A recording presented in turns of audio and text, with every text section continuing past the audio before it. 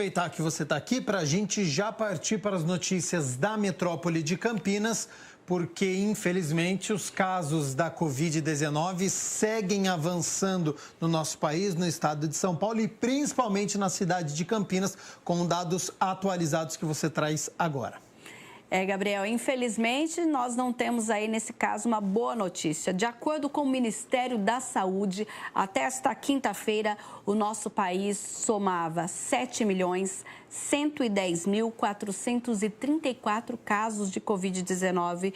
São 69.826 novos casos da doença e são 184.827 vidas perdidas para o novo coronavírus. No estado de São Paulo, este número é em 1.361.731 casos. São 44.681 óbitos. Agora vamos falar da região metropolitana de Campinas. Olha, aqui na RMC, inclusive com os dados atualizados hoje da cidade de Campinas, 113.141 casos confirmados da doença. Campinas soma 47.309 casos de Covid-19. Indaiatuba aparece na sequência com 10.803, Americana 7.698, Sumaré 7.667, Santa Bárbara do Oeste 7.468, Hortolândia 5.619.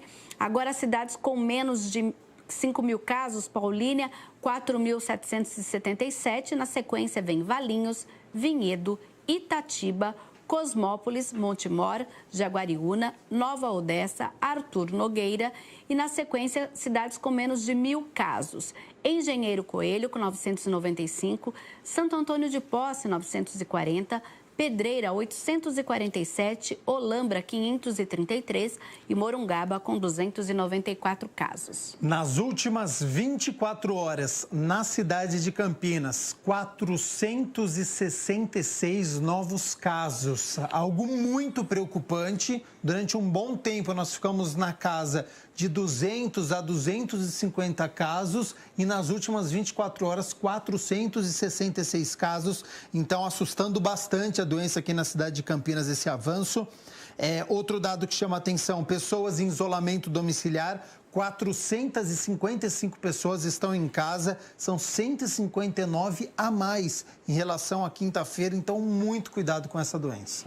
Daqui a pouco, inclusive, a gente vai falar quais as medidas após esses números aí. Olha, na RMC nós temos 3.174 mortes confirmadas pela Covid-19, sendo que aqui em nossa cidade, 1.423. Nós temos 4 óbitos a mais que a data desta quinta-feira, que somava 1.419. Sumaré tem 272 óbitos, Indaiatuba 271, Santa Bárbara do Oeste 210, Americana 193, Valinhos 188, Hortolândia 171 óbitos. Na sequência, cidades com menos de 100 óbitos: Paulínia, Nova Odessa, Cosmópolis, Vinhedo, Montemor, Itatiba, Jaguariúna e Arthur Nogueira, ambas com 32 óbitos, Engenheiro Coelho, 22 óbitos, Pedreira, 14, Santo Antônio de Posse, 11, Morungaba, 4 e Olambra, 3 óbitos. Na cidade de Campinas, nas últimas 24 horas, foram registradas 4 mortes. Lembrando que, na verdade, a gente tem, olha, mortes de 15 de dezembro, 17 de dezembro, 16 de dezembro e um óbito, um desses 4, era do dia 28 de agosto, que esse é um homem de 54 anos que faleceu em um hospital privado e a morte foi confirmada por exame clínico e tomografia. Falando um pouquinho sobre educação agora, ontem o governo do estado confirmou que nós teremos aulas presenciais. Isso, mesmo que o estado tenha aí algumas cidades no Plano São Paulo, na fase vermelha. O anúncio foi feito nesta quinta-feira pelo governo do estado de São Paulo e hoje já foi, inclusive, publicado o decreto no Diário Oficial. Vamos ouvir o que disse o governador. São Paulo mantém a volta às aulas presenciais para o ano letivo de 2021. Após análise criteriosa da Secretaria Estadual de Educação, sob a liderança de Rocieli Soares, secretário da Educação do Estado de São Paulo e ex-ministro da Educação no governo Michel Temer e também do Centro de Contingência do Covid-19, composto por 20 cientistas especialistas em epidemias e infectologia, o governo de São Paulo acatou integralmente a orientação da Secretaria da Educação e do Centro de Contingência para manter o retorno gradual às aulas presenciais para o ano letivo de 2021. Lembrando, então, que de acordo com o calendário, as aulas elas retornarão no dia 1º de fevereiro. Esse ano, o último dia letivo será no dia 23 de dezembro. Então, dia 1º de fevereiro tem a retomada. O decreto foi publicado hoje, fala inclusive de como devem ser as atividades e tudo mais. E um aviso, gente. Hoje é o último dia para a rede estadual de ensino para os alunos que tenham que entregar qualquer trabalho ou qualquer atividade determinada pela escola para aprovação ou não dos alunos do ano letivo de 2020. Então, você que ainda está encerrando alguma prova que foi entregue, algum trabalho que foi pedido, lembre de entregar ainda hoje, porque isso vai depender da aprovação ou não. A gente sabe que algumas famílias decidiram por simplesmente não entregar, porque por entender que não é preciso aprovar mesmo. Sim. Caso isso cabe a cada família, mas quem decidiu que deve entregar algum trabalho, Gabriel, para que esse aluno seja aprovado, hoje é o último dia, então. E as aulas vão até o dia 23. As aulas presenciais para algumas escolas que voltaram como reforço escolar para esses alunos, até dia 23, tem aula no estado. E todo o decreto que fala de como deve ser essa aula está ainda no Diário Oficial do Estado de hoje. Lembrando que nós tivemos também uma última notícia a respeito no estado. Na última quarta-feira, o governo estadual anunciou o primeiro caso de reinfecção pelo novo coronavírus aqui no estado. Foi em São José do Rio Preto, uma mulher de 41 anos, ela está viva, ela é residente em Fernandópolis, ali na região de São José do Rio Preto. Ela desenvolveu a doença em junho, com um resultado positivo na ocasião. E agora, em novembro, 145 dias após o primeiro diagnóstico, ela teve aí um novo resultado. Fez exames e os dois exames mostram o seguinte: fez um sequenciamento do genoma completo do vírus, identificou que se tratam de duas linhagens distintas do coronavírus, o que pode justificar a reinfecção. Então, nesse momento em que a gente ainda está falando, o secretário falou ainda, a gente está vivendo uma primeira onda, reinfecção, a gente tem esse anúncio, então vamos aguardar aí os próximos passos das autoridades. E falando em próximos passos, tem a questão da vacina, também aí que o governo do estado falou sobre essa possibilidade aqui para os paulistas. A partir de janeiro é possível que tenhamos a autorização para o uso da vacina. A partir do dia 15, portanto, teremos, nesse cronograma, 9 milhões de doses para serem usadas nos brasileiros. No início de março, 15 milhões de doses prontas para uso. Esse foi o cronograma que foi solicitado pelo Ministério da Saúde essa semana. Nós recebemos uma nova correspondência, reforçando o pedido que foi feito lá em setembro, e, na sequência, uma manifestação de que há um interesse do Ministério na aquisição dessas vacinas, desde que autorizadas pela Anvisa. E aqui em Campinas, nesta manhã, tivemos uma coletiva do prefeito e das autoridades de saúde, falando daí dos próximos passos no enfrentamento à Covid-19 aqui na cidade. O prefeito trouxe uma boa notícia: a liberação de verbas federais para que os municípios usem no enfrentamento à doença no próximo ano.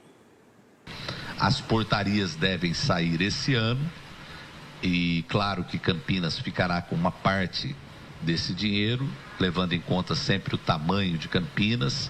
Eu acredito que deva ser algo entre 30 e 40 milhões de reais. Mas uma informação importante, porque esse dinheiro já estará disponível para os futuros prefeitos nas ações também de enfrentamento ao coronavírus. Então fica aqui a nossa gratidão ao ministro Pazuello, né, ao governo federal, e também vamos aguardar aí as portarias. Bom dia, Carmen. A portaria deve sair esse ano, é isso? Bom dia, prefeito Jonas. Bom dia, Marcos Pimenta, Guilherme. Prefeito, sim, deve ser uma portaria. Esse recurso é para os municípios, não é? Foi negociado pelo senhor, Frente Nacional dos Prefeitos, o CONASEMES, que é o Conselho de Secretários Municipais. Acho que sempre estivemos juntos nisso, né? E realmente uma decisão muito importante tomada pelo ministro e que praticamente orçamenta a habilitação de leitos fixos, né, leitos reais que existem e que estão habilitados para o enfrentamento do Covid em todo o ano de 2021. Então, são leitos de UTI nós fizemos o nosso planejamento, esse planejamento foi inserido, então acho que isso dá tranquilidade aos futuros gestores, essa tranquilidade que nós não tínhamos no começo. É verdade. A gente não sabia exatamente como nós iríamos financiar tudo isso. Dos mais de 400 casos que nós tivemos. E recentemente nós temos falado aqui justamente do número que todo dia aumenta esse número de transmissão. O prefeito anunciou uma medida que passa a valer a partir de segunda-feira. Eu assino aqui um decreto que ele vai começar a valer a partir de segunda-feira, né? Sairá publicado no Diário Oficial. O que diz isso? Diz o seguinte, veja bem, eu quero que seja bem compreendido. Nós continuamos com a fiscalização para que as pessoas cumpram normas sanitárias com relação ao Covid.